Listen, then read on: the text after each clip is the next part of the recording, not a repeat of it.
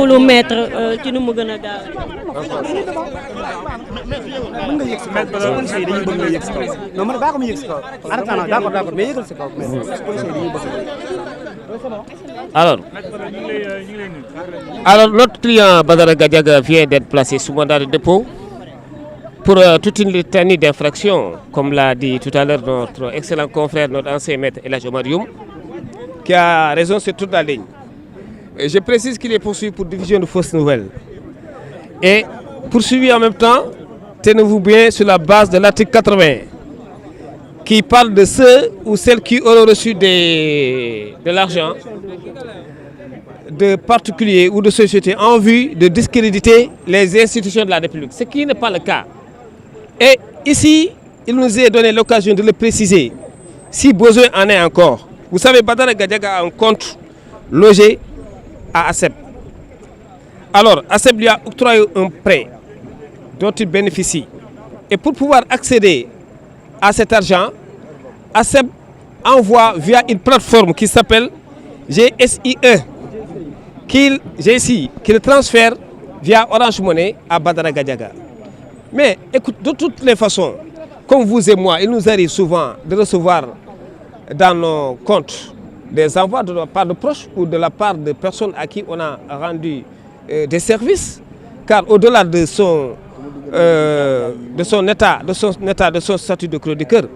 peut-être qu'il évolue dans d'autres domaines d'activité de façon légale.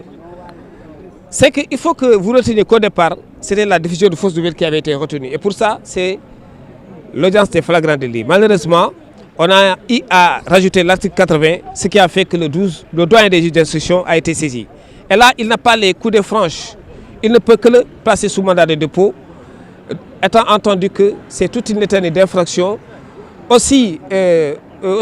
farfelues les unes que les autres, il faut le dire. Car à bien voir le dossier, ces déclarations, l'on ne voit pas en quoi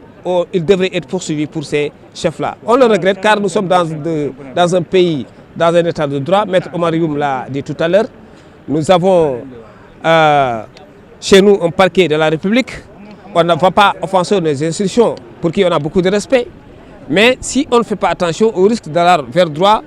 tout droit vers un parquet de la répression, ce qui serait vraiment dommage. Or, aujourd'hui, ce qui est important, c'est que les libertés publiques et individuelles soient sauvegardées. Pour le reste, on attend à ce que le doyen des juges le convoque pour l'entendre au fond.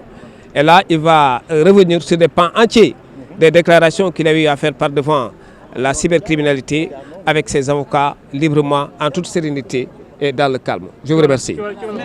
waaw ci olof léegi ni ko El Hadj Omar yu mu waxee Badara Gadiaga téye nañ ko placé nañ ko sous mandat de dépôt te jàpp nañ ko ni ñu ko placé sous mandat de dépôt ñun ànduñ ci parce que dañu ne liñ koy toppee amul déjà ñu ko toppee diffusion de fausses nouvelles mooy tasaare ay xibaar yu wérul ak article 80 dafa ne bépp citoyen boo xamante da nga jot xaalis si beneen nit wala ab société pour déstabiliser ay institutions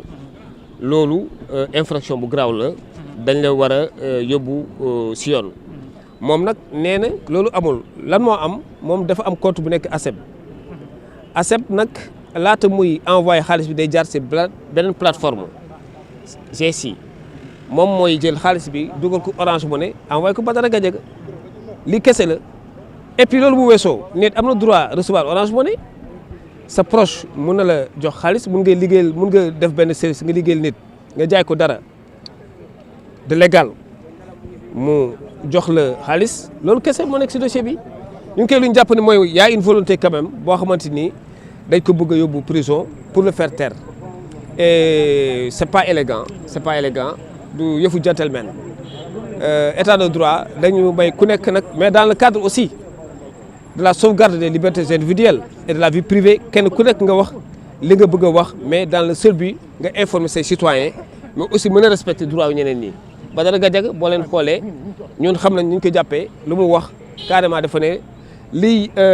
mbébétam rek mooy wax lu am informer citoyens yi xeex pour démocratie gën a dëgër si réew mi. maa ngi daan di jaajëfal waaw bien sûr finalement parce que article 80 dafa ñëw parce que yoon dafa ne yenn chef yi bu amee juridiction amul pouvoir may nit bàyyi nit ki il est obligé de le placer sous mandat de dépôt donc on a tout fait pour que xam naa délit yooyu yëpp ñu dool ko ci mooy diffusion fausse nouvelle ak le fait que nit ki jot xaalis ci ay particulier wala ay société pour ñu ne dafa bëgg a daaneel ay institution te loolu xam ngeen amul Badara Gadiaga du genre nit ñooñu c'est une personne très correcte bon du ma ko waxal lu amul man li ma woon ak li mu wax ci dossier bi ak li mu jëf aussi ci li ñu gis si c'est sur base dañuy waxee sànq je pense que El Hadj Omar bi mu wax na l'essentiel. mën nga ñëwal mettre ci état d'esprit seen client naka ngeen ko gisee. non moom il a toujours dit il préfère être en détention avec un esprit libre que d'être en liberté les mains et les pieds fagotés non. parce que waaw ñun avocats yi dañ concerté wu loolu du lu ñuy wax fii mais lépp lu ñu yoon may incha allah dinañ ko def parce que état droit lañ nekk nag maa ngi leen di nag alerter parce que nous sommes devant l'opinion publique nationale ak internationale ñu ngi ñuy seetaan fu mu nekk nii je pense que soxluwuñu yii li ñu soxla rek mooy démocratie bi gën a avancé et puis li ñu jógee ci assises yi aussi ñu mettre ko en œuvre mooy juge des libertés de la détention parce que ñu ñuy demee nii on risque ñu am benn parquet de la répression parce que procureur à chaque fois réquisitoire am bu visé dara rek souvent le juge est lié or bu ñu amoon benn juge boo xamante ni day nekk juge de la liberté et de la détention dina mën a départager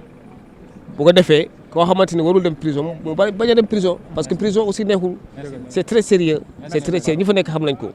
maa ngi leen di gërëm jaajëf kay. merci maître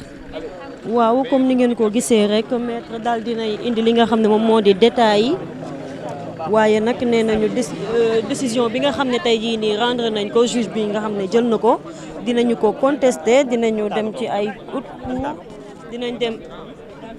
daal di contester li nga xam ne moom moo di décision bi waaye nee na détails yi duñu ko joxe fii dinañ ko leeral ci yeneeni fànn. waaw Coumba mu ngi noonu en tout cas li gënoon am solo moom mooy information bi nga xam ne kon nemmeeku nañ ko jëmale ko si li nga xam ne moom mooy mbirum Badara Gadiaga boobu donc daal nañ koy placer si sous mandat de dépôt comme ni ko sénégalais yi xamee dégg nañ nag li nga xam ne ay avocat am wax nañ ko mais li si ëpp solo moom mooy justice moom moo daal di tranché gannaaw dossier bi nga xam ne kon dañ ko yóbbuwoon juge d'instruction ak li ci topp ñuy santaat bu baax sénégalais yi nga xam ne ñu ngi doon seetaan Seneweb TV ak seneweb.com Omar Pène moo nekkoon si caméra bi donc ñu bàyyi rek nga tàggatoo ak sénégalais ñu leen jox dig daje incha allah fii ak ngoon dinañu gën a faram-fàcce li nga xam ne mooy information. waaw Waly comme ni nga ko waxee rek fii daal lañu koy daal di ndaw képp ndax juge bi daal dinay tranché li nga xam ne moom moo di décision am waaw kon mbokk yi ñu ngi leen di nuyu bu baax di leen sant di leen gërëm itam ci teewlu gi ngeen ñu teewlu Omar Pène moo nekkoon ci technique bi jërëjëf.